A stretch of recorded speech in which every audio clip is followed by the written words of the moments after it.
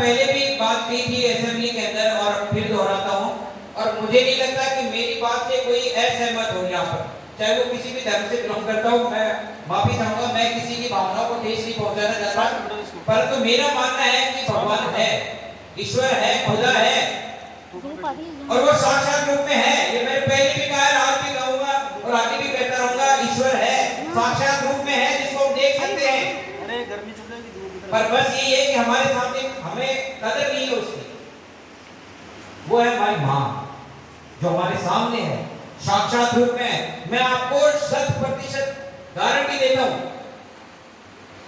आप किसी भी इष्ट को मानो चाहे न मानो, उसकी पूजा आराधना करो चाहे न करो, आप मंदिर में जाओ, मस्जिद में जाओ, कहीं भी नहीं जाने की जरूरत है। आप अपने घर में बैठे हुए अपने माता पिता, स्पेशली आप अपनी माता को, उनको प्रसन्न कर दो, मैं गारंटी देता हूं आपके जीवन में आपकी समस्त इच्छाएं पूरी हो जाएगी। और मैं ये केवल ऐसा नहीं है कि मैंने कोई किताबें पढ़ी है या सुना सुनाया ज्ञान है, मैंने अपने जीवन में जो भोगा है वही आप सबके सामने प्रस्तुत करता हूं हमेशा। जो मैंने देखा है, अनुभव किया है, भोगा है, वह मेरे लिए इस संसार के अंदर मेरी मां से बढ़कर कोई भी नहीं, कोई भी नहीं।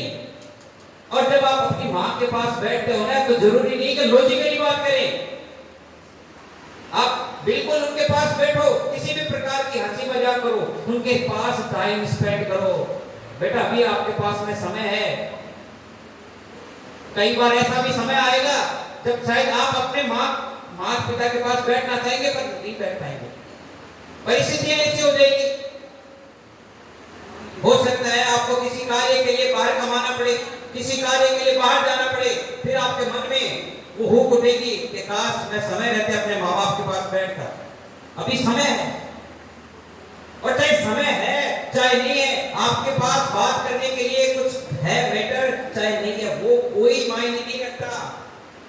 जितना समय हो अपने मम्मी पापा के पास बैठो, स्पेशली अपनी माँ के पास। आपने अपनी माँ को खुश कर दिया, उनकी सेवा की, तो ये मान लो आपको अपने जीवन में किसी को भी खुश करने की आवश्यकता नहीं है, खुदा को भी भगवान को भी।